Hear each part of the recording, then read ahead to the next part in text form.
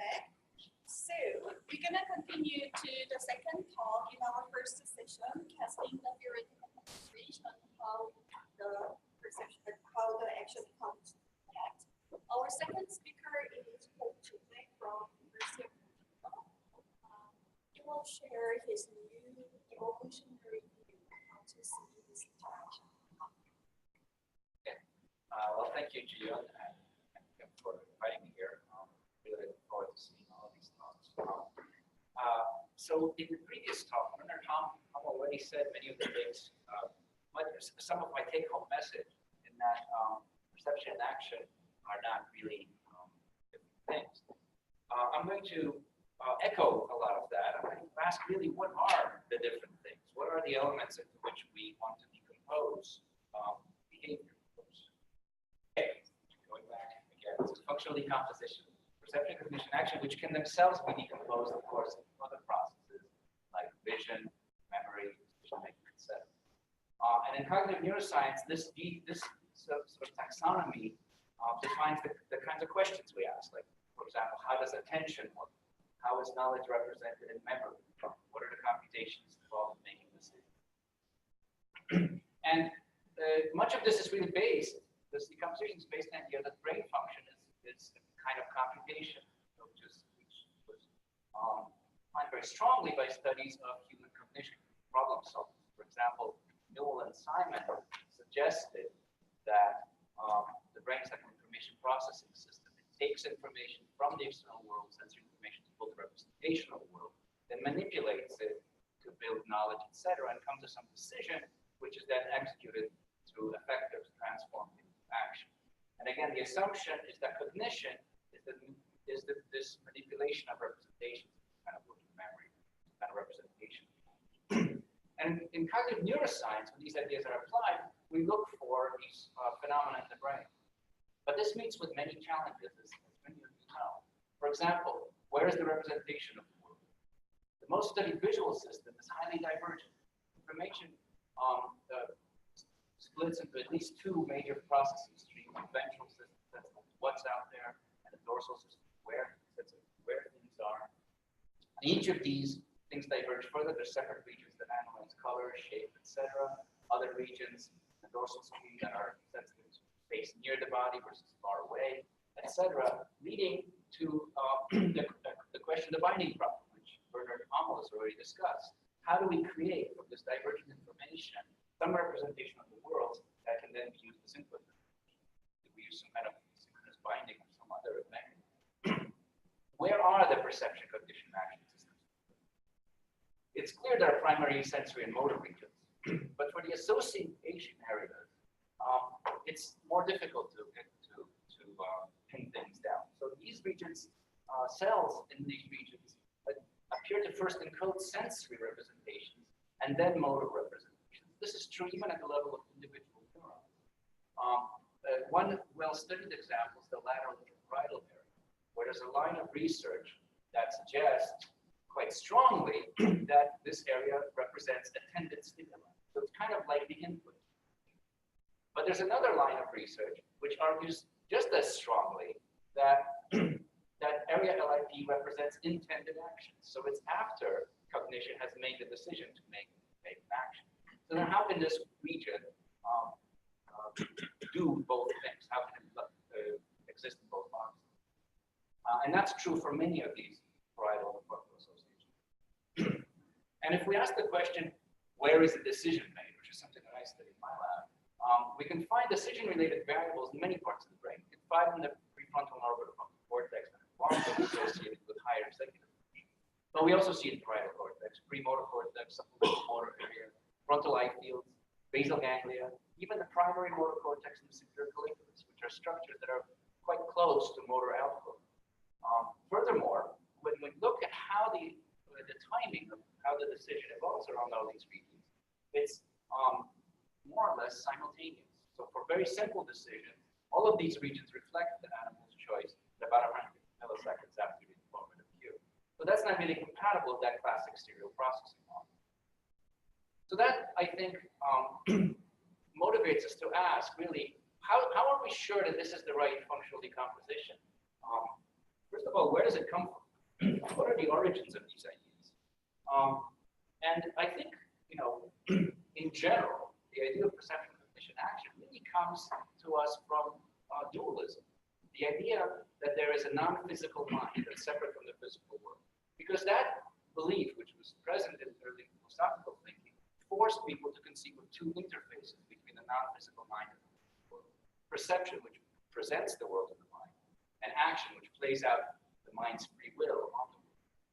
Now, when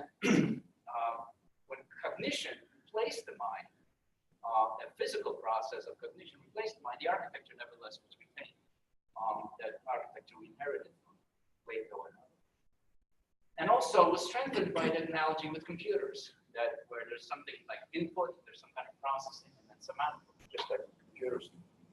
But frankly, the problem with functional decomposition is really deeper. It's really the same question, the challenge that faces all scientific endeavors, and that is that in any scientific project, we always have to define the question at the beginning of our research. That's how we know what experiments to run. But that's difficult. That makes it difficult. That makes it likely that we're going to inherit our definitions of what are the questions we're asking from the history of ideas. In some cases, ideas that were rejected long ago. So, is there another way to define what the questions are? Maybe a better way.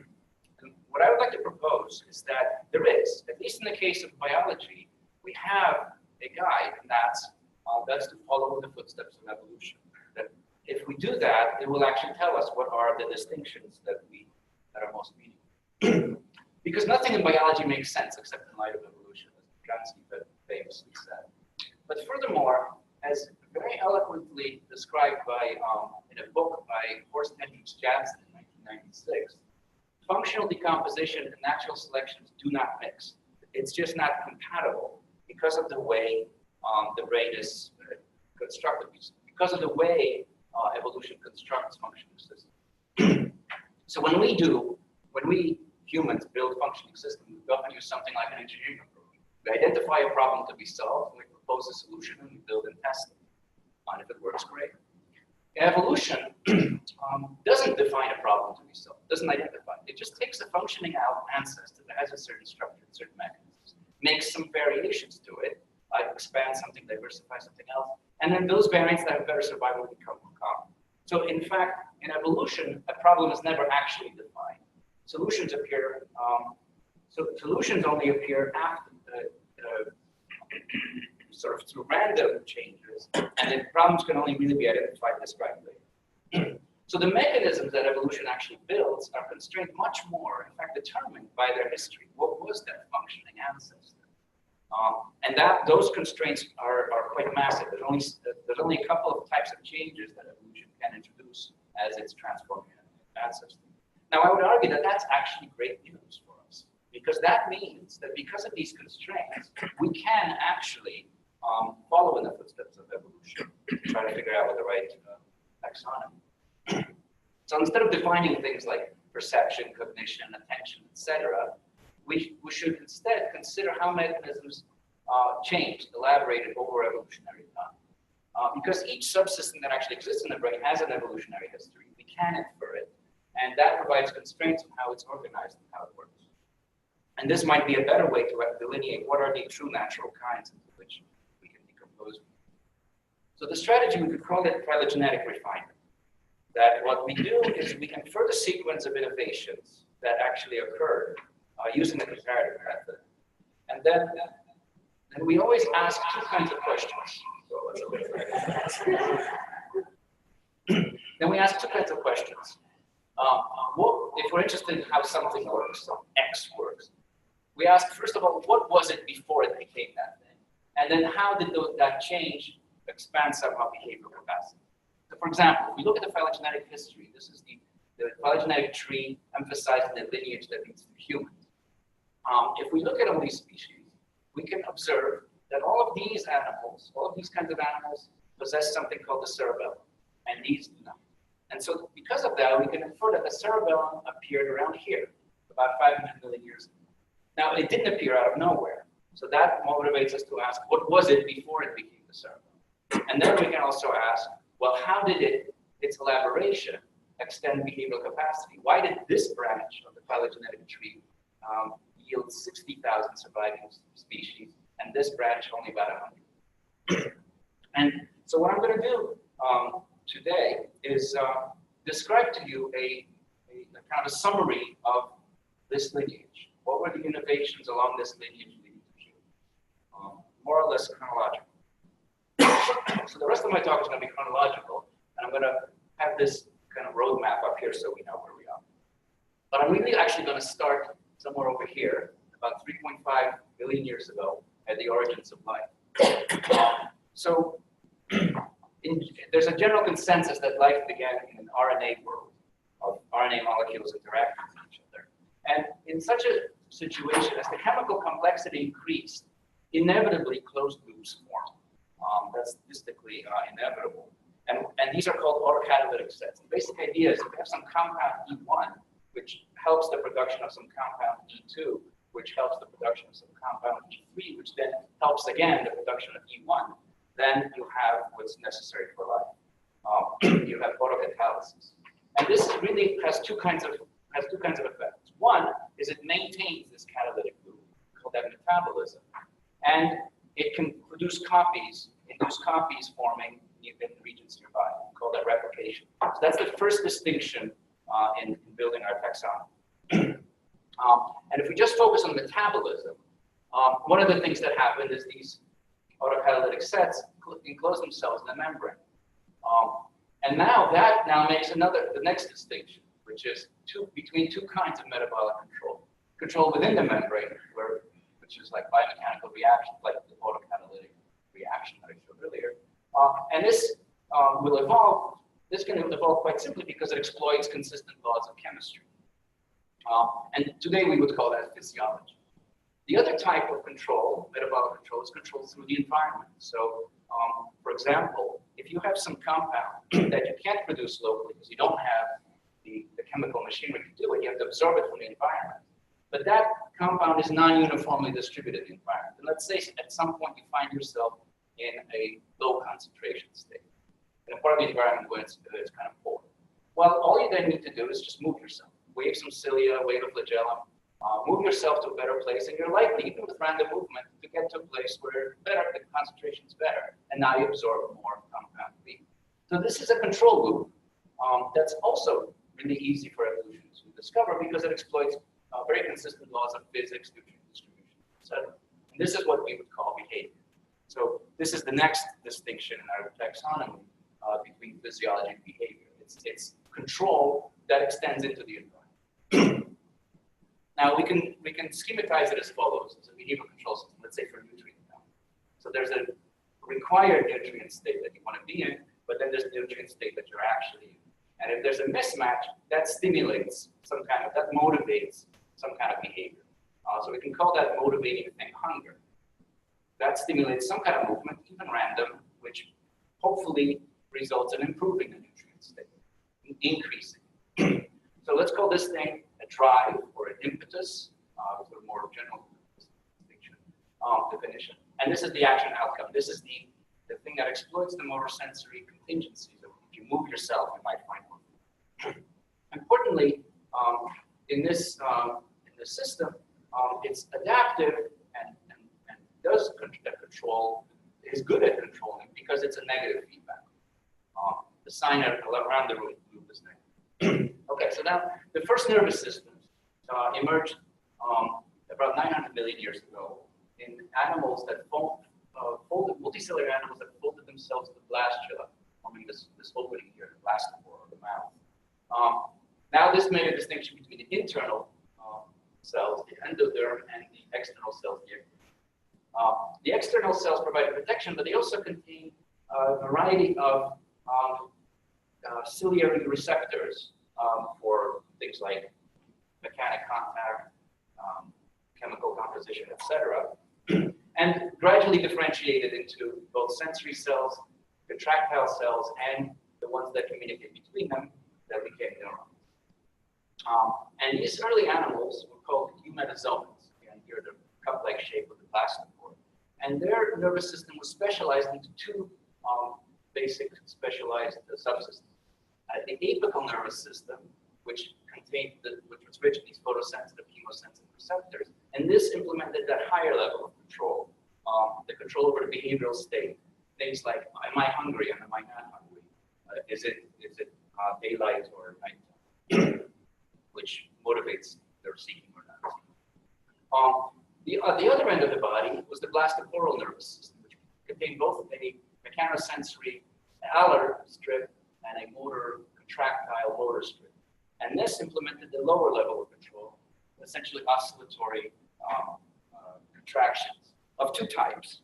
One, which brings the fluid into the blastopore, which we can call feeding, and one which pushes fluid out, uses it as propulsion, which produces locomotion. So then, these animals forage using something called levee walks, where you have periods of local movement interspersed with periods of long-range movement, more or less straight. And the idea is, if you're in a good region, if your chemical concentration, local chemical concentration is good, then you want to stay in that region, and so you exploit it. But if that starts to deplete, well, then you need to move yourself again, maybe just randomly to explore somewhere else. And Thomas Hills and others have suggested that this control of these two locomotion strategies was the first fundamental role of the neurotransmitter dopamine. That when dopamine is high, it says you're currently receiving nutrients at a good rate, you should stay exploiting. When it drops, you should make long and range movements. We see this in all animals that have neurons. This effect of tonic dopamine. So now we can take our control system and we can differentiate it further, where we break up the control into these exploit and explore subsystems. One which reduces the local food, and one which increases it by moving you somewhere else. So now these both also are control loops that have some kind of impetus that drives them, and they also produce action outcomes. And the original apical nervous system was mostly concerned with this level of control, this higher level loop, and blastoporal nervous system concerned itself with controlling this lower level. Now, again, what I want to emphasize is that these loops are adaptive because the sign around each loop is negative. It's always negative feedback control, which means that whatever it is that drives the movement, the action outcomes reduce it, eliminate it, like reducing hunger or depleting food. The other point I want to make here is that if you were to ignore, so these gray lines are the interactions through the environment, if you ignore that, now you have a stimulus response type view of the behavior, which doesn't actually capture its adaptive nature. Now we no longer see these closed negative feedback loops. And this is the point made 120 years ago by John Dewey, saying that behavior is this control, continuous control, feedback, control of activity, not a arc from stimulus to response. All right, let me continue my chronological story. The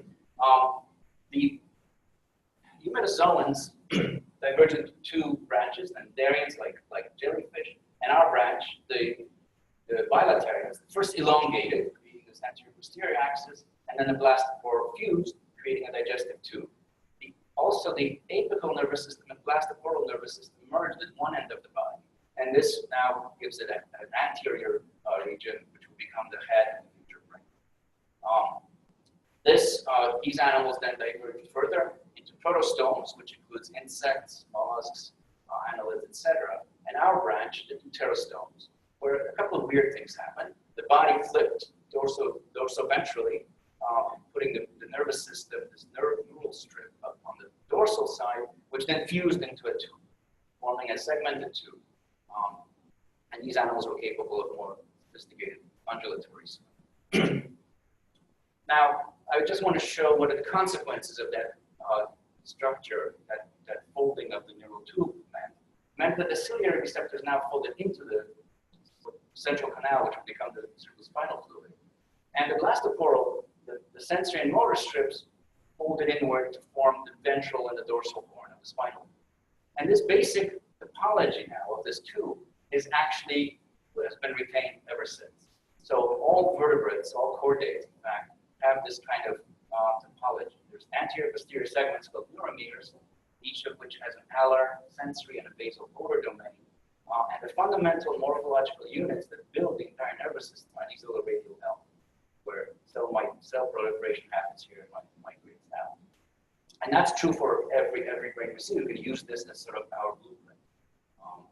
Now, I will describe what this looked like. In the earliest swimming animals, there were essentially two different types of segments. So here's a side view of the nervous system of this animal. Here's kind of like the unfolded neural tube, so that the roof part lies out here. Now, so the front segment, called the archencephalon, was again this high-level controller, inheriting many of the features of the apical nervous system: physiological control over sleep versus wake, or heat versus rest, etc., behavioral state control. And this will be the future hypothalamus. The second segment took care of this oscillatory interaction with the world. And this will become the future hindbrain and spine. The behavior of these creatures, again, had this kind of Levy-Walk property where you have dopamine-dependent foraging. If tonic dopamine is high, you exploit the local region. If it drops, you start exploring somewhere further. Furthermore, these animals developed an escape circuit. Sensory receptors, both tactile and photosynthetic, projecting to this alar archencephalic region that projected the motor system, producing fast oscillation. This became the escape circuit, and this is the precursor of the midbrain, which this thing was an undifferentiated code. Anyway, next, what happened is the central photosensitive region. So if we take a cut through this animal, here's the photosensitive region.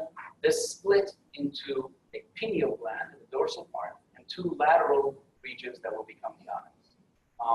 This produced a significant improvement in this escape circuit, because in those animals that happened to cross the visual input from these two photosensitive regions to this sort of prototectum here,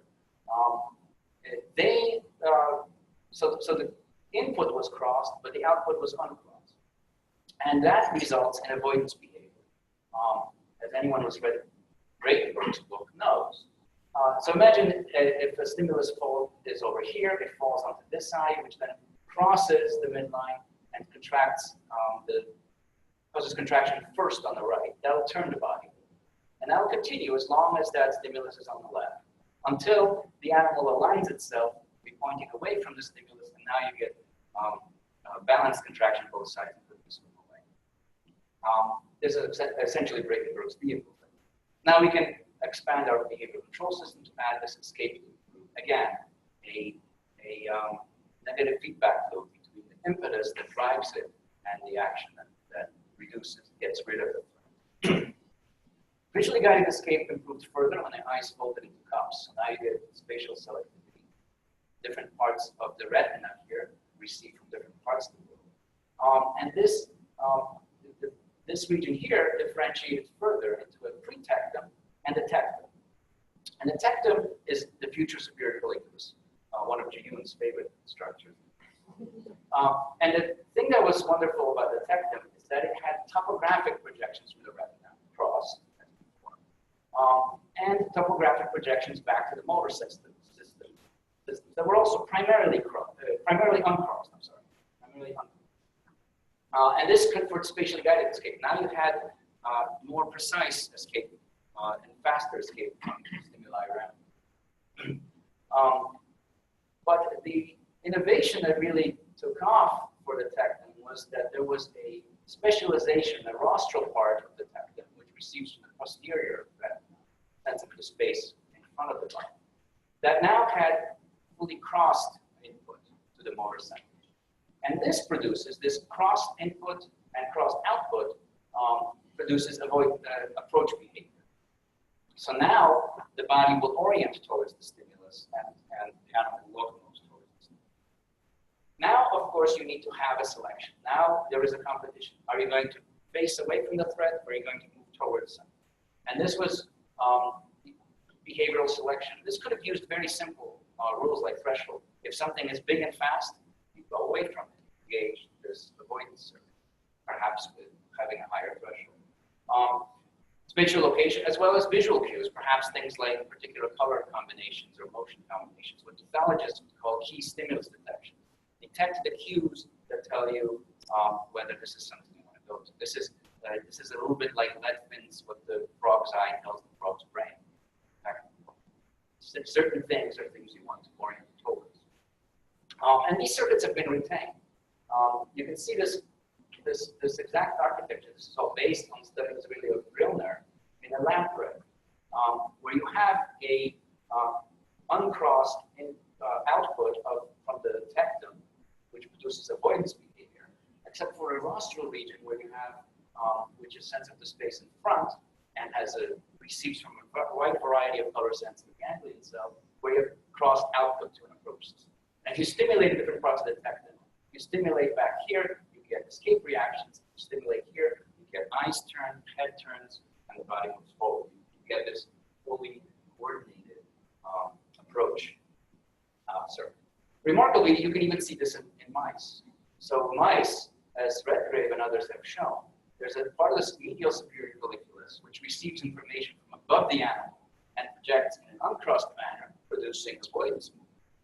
And a part of the superior colliculus, the lateral superior colliculus, which receives mostly from below, as well as from vibrissae and other regions, which projects across pathways and produces approach behavior. Now, these two different kinds of systems have sort of different rules that they have to follow. In the avoidance circuit, right, if you have a stimulus over here, you turn to the right. If you have a stimulus over here, you turn to the left. If you have two stimuli at the same time, what should you do? Well, you can just combine the two. You can average on the avoidance map. That's fine. You just average the activity on the tectal map and you produce the average behavior. But that's not going to work for approach. For the approach subsystem, if you have a stimulus here, you want to go towards it. If you have a stimulus over here, you want to go towards it. If you have both, you don't want to go down the center. That doesn't give you anything. So for the approach system, you need to have something better. You need to have some kind of selection between targets or actions or what have you. Maybe through some kind of winner-take-all competition. So just let me give you some conclusions so far. We still have about 500 million years to go. I don't have that much time, but anyway, what we're building, we're constructing a different model of brain function. Right? It's not about knowledge acquisition. It's about control of interactions. How do you deal with it? It's not about serial computations. It's always nested feedback control loops. Representations here are not descriptive, but pragmatic. And this is going to apply for the rest of it as well. And we're constructing a different conceptual taxonomy. It's not this. This doesn't apply to what I'm talking about. What we have so far is this kind of taxonomy, where behavior is an aspect of metabolism, and it breaks down into state control, sensorimotor control, et cetera, and different types of actions like approach, escape, exploit, explore, et cetera. And this has the advantage of actually matching to different brain structures that evolved around us, like hypothalamus versus the amygdala. And something like decision making. Let's consider this concept of decision making. Where is that in what I've described so far? Well, we've actually seen three completely different kinds of decision making so far. At first, there's this hypothalamic decision making between things like sleep versus wake, feed versus rest, exploit locally versus explore somewhere else. There's the decision between the two action systems in the tectum. Do I approach the thing that's out there, or do I avoid it? And this can be based on these key stimuli, etc. So this is a competition between the two tectal subsystems. Then within one of those two tectal subsystems, that approach system, there's another type of decision making, which is the selection of actions. It's the selection, or maybe selection of targets, however you want to call it. The point is, it needs to have a winner-take-all type of competition. And this thing is actually closely related to orientation, or one aspect of the concept of attention. So again, in this whole taxonomy, these systems don't map quite well. There's part of it which is a little bit like decision making, a bit like attention. Anyway, as I move forward now, I want to describe how this thing here, this food-seeking, exploit-explore system collaborated. So up to now, we have essentially this simple dopamine-dependent foraging. If things are good, you exploit locally. If things are low, if signaled by dopamine, then you try to move yourself somewhere. And this involved olfactory inputs. Again, this hypothalamic segment that was responsible for this exploit-explore decision. Now, this elaborated by expanding part of the hypothalamus, which will eventually become the telencephalon. So the whole cerebral cortex, the basal ganglia, all these things are really outgrowths of the hypothalamus. And there was a distinction between something called the pallium and the subpallium. The pallium received kind of sensory information about what's the state, and the subpallium evaluated that and moderated between things like approach, avoid, exploit, explore. And this created a new role for dopamine, because now dopamine simply, rather than signaling simply, am I happy or am I not happy, it was more trying to link some of those sensory cues, like olfactory cues, and reward that you receive. And this led to reinforcement learning, which was a major innovation of these. So the telencephalon elaborated further, shown here from the side here, sort of normal section. The pallium differentiates.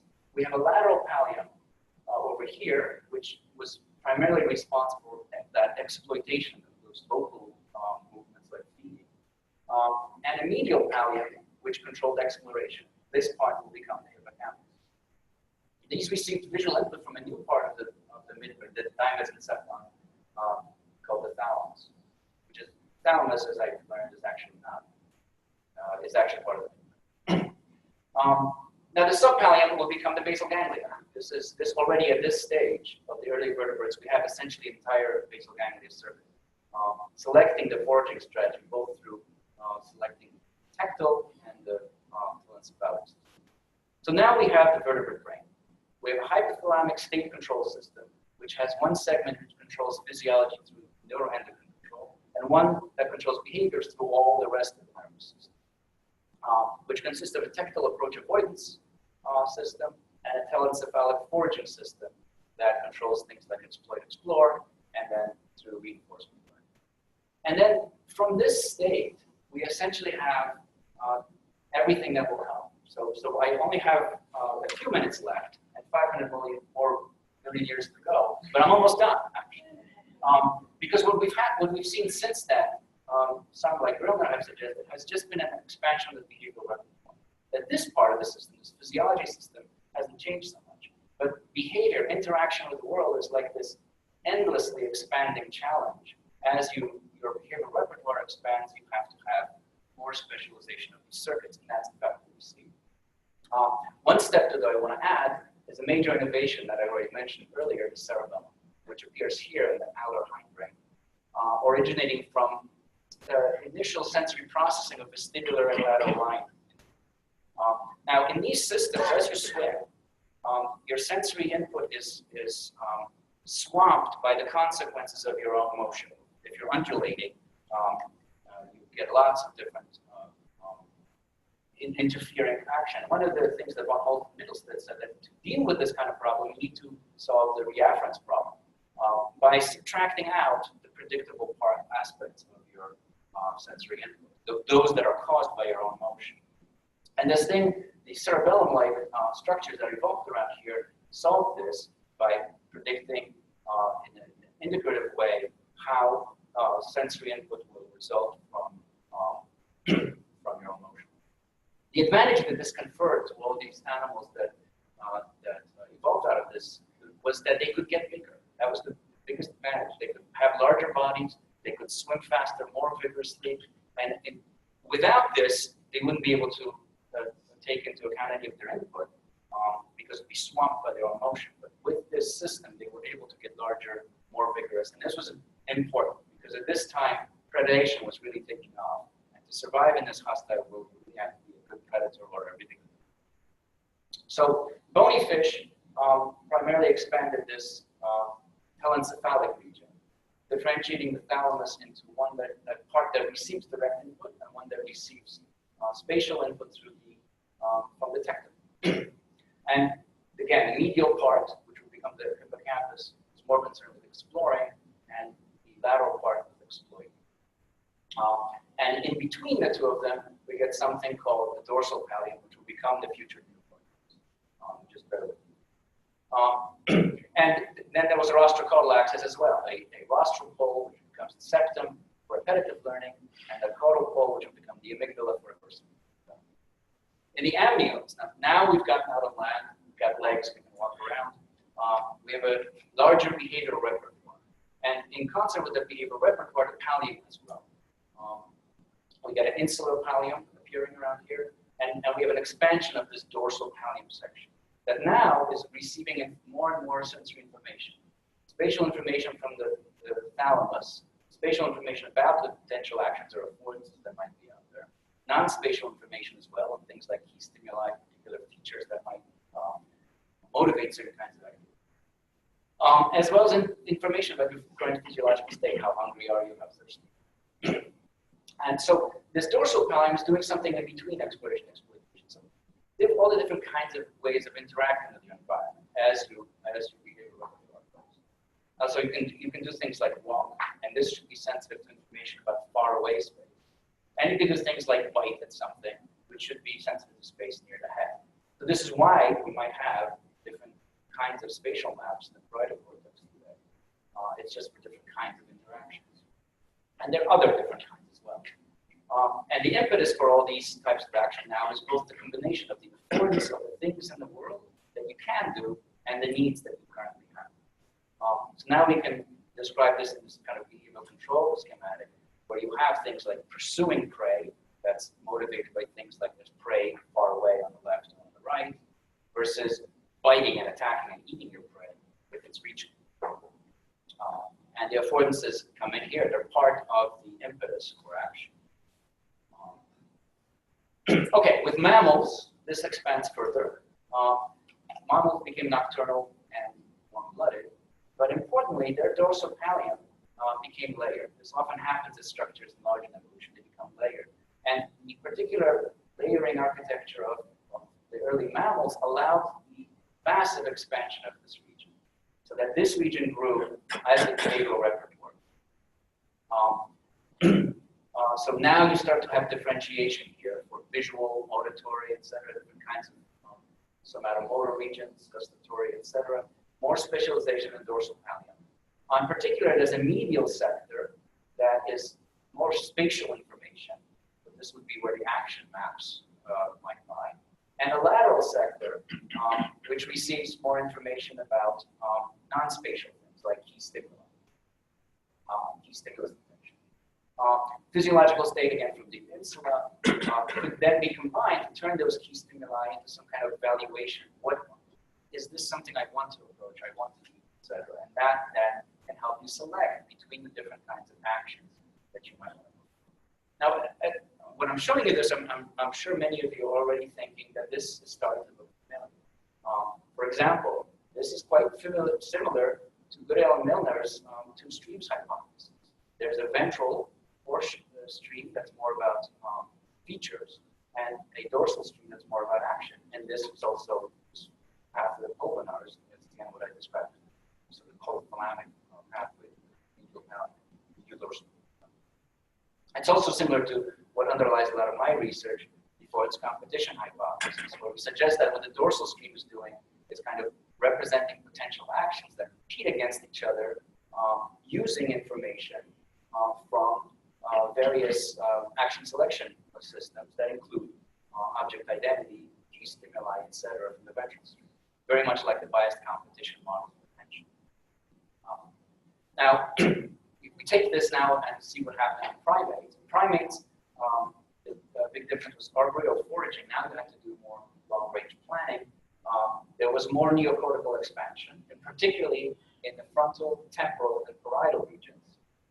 And this continued until the whole thing bent into this shape, bending around the insula, pulling the hippocampus over here into the temporal lobe, the insula like this, etc. Now creating a familiar picture of the primate brain. And the organization remains. You still have this spatial map that's medial, and this non-spatial map that's temporal.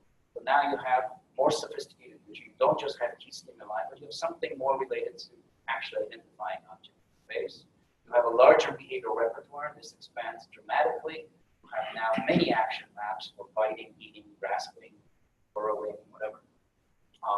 Manipulation. Still have this system that combines physiological state with key stimuli to produce value representations that can then use the selection.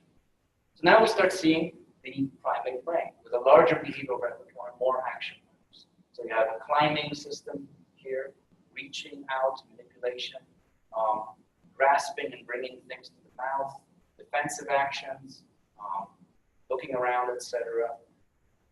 This has been shown through microstimulation and now many different primates, originally by Graziano in the macaques, but then later by the approved search on cause, etc., in a wide variety of primates, showing this sort of organization of different species-typical behavior types.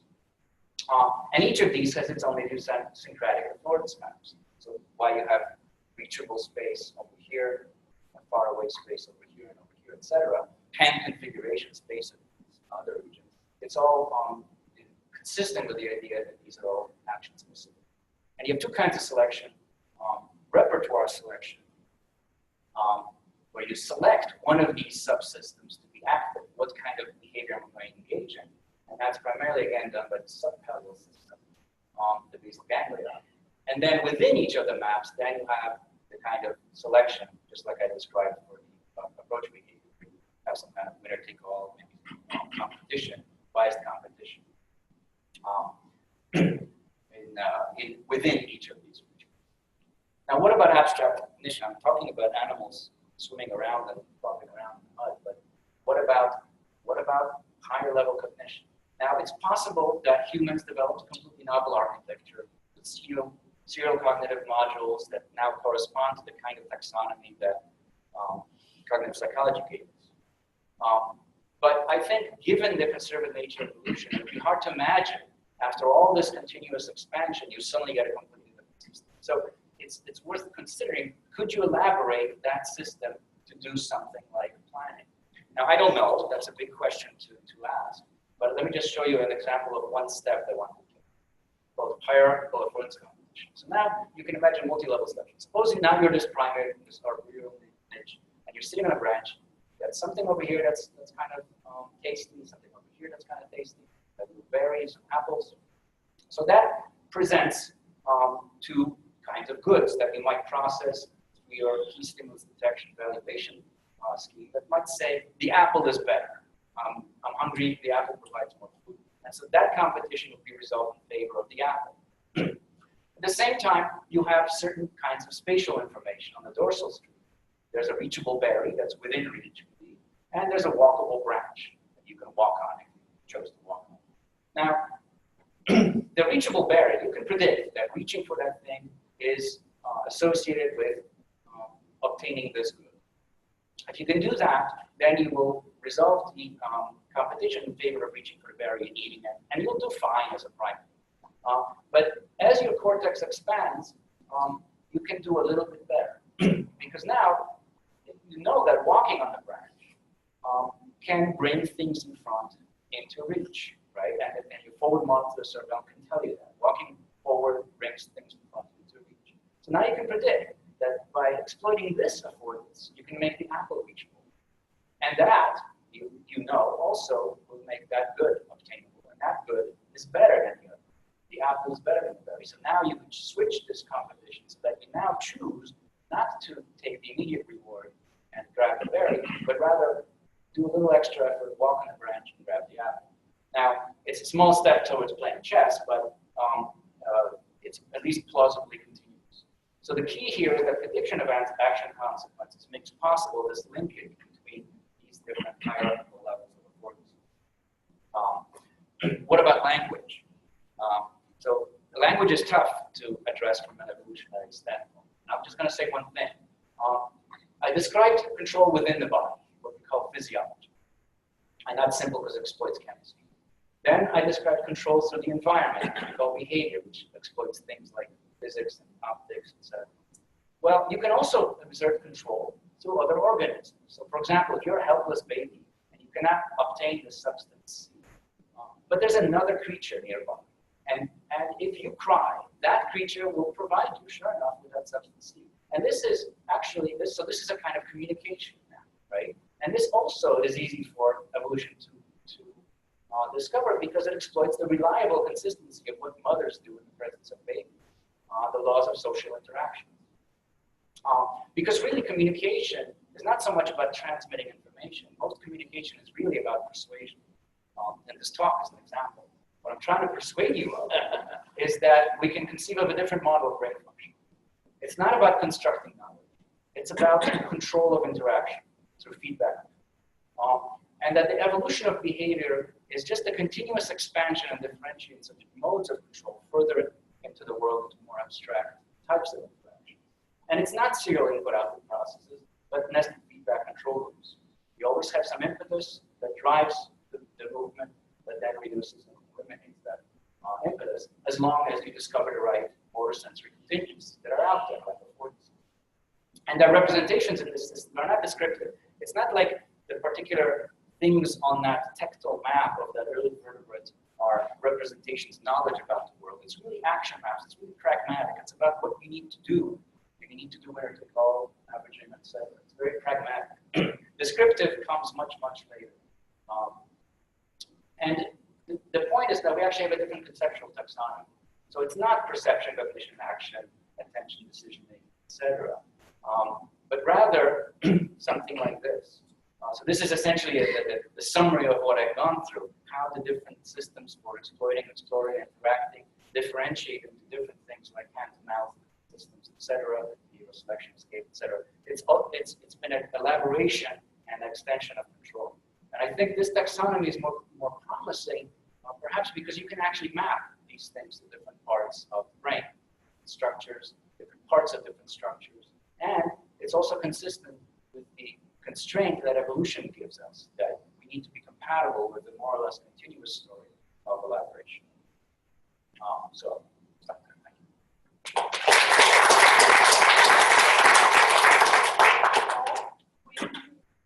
Let's see if persuasion actually works. Or not. Or not. Fascinating presentation. Just so that the webcast can. A fascinating presentation. Thank you so much. The presentation and the model relies primarily or even exclusively on divergent evolution, whereas, as I'm sure you know, there's a lot of interest these days in convergence. One example that I find especially exciting is that's Chordate, and Michael Turvey presented, I think, one of the more ecological psychology articles concerning plants acting in surprisingly intelligent ways. Plants, as in, acting in surprisingly intelligent ways without nervous systems. Anyway, that's perhaps an extreme but fascinating example. Given the apparent coherence of the story, it appears that divergence alone does a good job, but I wonder if you comment on convergent evolution. Well, it's not really how the elaborations happen that I'm interested in so much as which elaborations happen, right? So along this lineage, certain things do appear to have happened, which maybe converge, like birds actually converge solutions towards their abilities, which are pretty impressive, as you probably know, that they came up with that on their own. And a lot of the mechanisms they came up with are very similar to what primates came up with and mammals came up with. But they're not an example of homologies, because the common ancestor was nothing like a bird or a mammal, right? And so, so there is a story one could come up with for how birds came up with their sequence, which is different than at this point becomes different than ours. And some of the solutions are the same because they're working with the same original system that they can make changes to, right? So in examples of, let's say, the Amphioxus, which does certain things like mammals solve certain problems. The Amphioxus has been evolving for the same length of time as this language. It just maybe didn't change itself so dramatically. And so it had all the same amount of time to come up with very sophisticated solutions, like birds. Came up with certain things like warm-bloodedness, action maps, and things like that we perhaps don't know as well. So the story doesn't rely really on convergence or divergence. It really more on continuity and on our ability to to infer what the actual stages are. Yeah, thank you so much. That's a fabulous talk. I have about 1,000 questions, but I'll pick this one first, which is, yeah, I'll just pick one. I was really surprised at how late intelligent foraging emerges in your picture. So I was under the impression that low-level organisms could do something like nutrient gradient detection and move towards better nutrients, but you're framing it rather as like, I should just move right now more because the thing I'm exploiting isn't very good. And yet the guided or intelligent foraging emerges much later, and I just wondered if there's... Well, mostly because they only gave me 40 minutes. If they had given me maybe 40 hours, and I had more time to beat up on this. Yeah, there's a lot of that way back here, mostly olfactory foraging, and the thing that eventually became the hippocampus. There's a lot of interesting work from Lucia Jacob that's suggesting that, really, I also making this connection with all the way to primates, that there were certain olfactory cues that these animals used to go down gradients and all kinds of very, very interesting strategies, some of which, of course, these animals came up with on their own, and some of which we inherited. So yeah, there's a big story there. And in fact, most of the stages I introduced at particular points probably happened a little bit earlier. We just don't know that. And yeah, certainly intelligent foraging. The key, I think, for intelligent foraging that I emphasized was one made by Passenham and Wise, that something special happened in primates, in particular because they moved into the fine branches of trees, which created a particular challenge of high risk but high gain possible things that really pushed the elaboration of this granular prefrontal cortex. One question from Bony. Yeah, so I guess kind of a related question. It says, to read the movement of early organisms were described using the levee walk, and this person wanted to know is holding still versus moving included in that description, and would that have evolved later? That decision, I guess, between holding still versus moving. Yeah, I suppose it depends on your foraging strategy. If you're a filter feeder, and holding still is like exploiting the local environment. And presumably, if you take a filter feeding animal and you inject some dopamine, they'll become more stationary and just sit there and feed them. So I think that's probably relates to that. Yeah, holding still and exploiting. Holding still is a way of exploiting, as long as the food is still there. Depends on what you're doing. If you're a shark, that's not, nobody's going to come to you.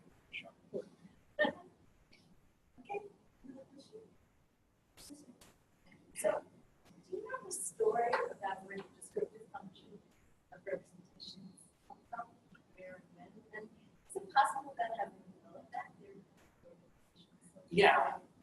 So I think, I bet there's lots of places where it appears.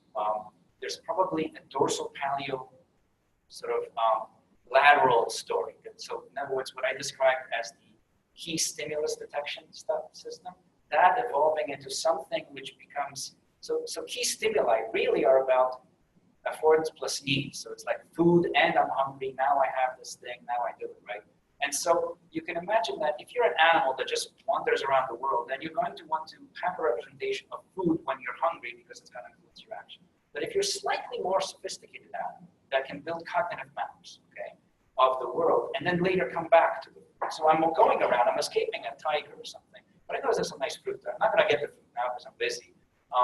But if I can do that and go back, so I separate the hunger from the food, and now make a purely descriptive representation of food source with this location. If I can come back to it, then I think descriptive representations come up, which would argue that it came up very early in early fish, that came up already there. But clearly the elaboration of key stimuli in the cerebral cortex to object recognition could be another descriptive representation. So I think they emerged out of pragmatic representations, but perhaps never becoming truly completely finished, right? Because we're all a work in progress. So some of our perhaps emotional states color our perceptions, and we're trying to be really objective. What about the possibility of organization like that? Yes, absolutely. I guess what I'm emphasizing more is the default assumption of not reorganization, and then we include reorganization. But one reorganization which is dramatic in humans is the connections between ventral premotor, facial, and gesture systems with auditory, perhaps specializing for language, actually. So there's certain elaborations, certain connections that get strengthened in humans that seem to be well correlated with language, and it doesn't appear in other primates. So that's kind of so I think that people will perhaps reorganize. But I bet there's 1,000.